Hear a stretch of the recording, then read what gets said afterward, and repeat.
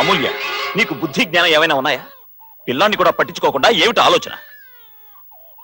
సమయానికి వచ్చాను కాబట్టి సరిపోయింది. వీడికి ఏమైనా ఏంటే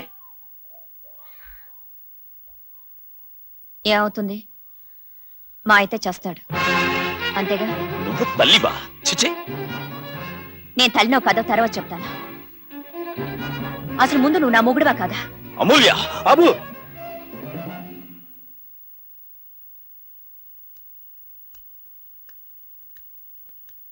నీ కూతురు బిడ్డలేని తల్లిగా బతకాలనుకుంటే ఈ క్షణం నుంచి భర్తను దూరం చేసుకున్న భార్యగా బతకబోతోంది. బాబు, నువ్వు నువ్వు కూడా తొందరపడితే నేను తొందరపడితే భర్తనే నిలదీసిన ఈ రాక్షసిని నిలువున నరికేసేవాణ్ణి. మనిషిని కనుక, మనిషిగా ఆలోచిస్తున్నాను కనుక కొడుకు చచ్చినా పర్వాలేదని ఈసడించిన ఈ మహాతల్లి నుండి కనీసం నా బిడ్డలైనా కాపాడుకోవడానికి బయటకెళ్తున్నాను. దయచేసి నన్ను వెళ్ళనివ్వండి. బాబు,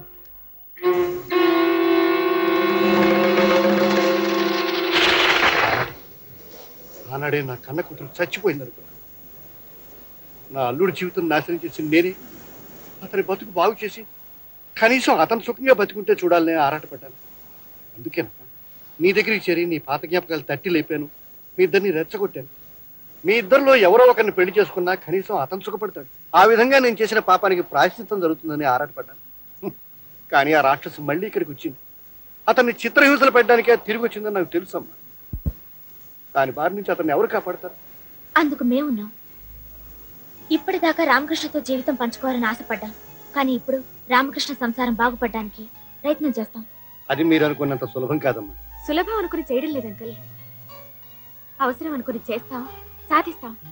అమూల్య మనస్తత్వం నాకు చిన్నతనం నుంచి తెలుసమ్మా. అది జరిగే పని కాదమ్మా. జరిపించి చూపిస్తాం. అవును అంకుల్.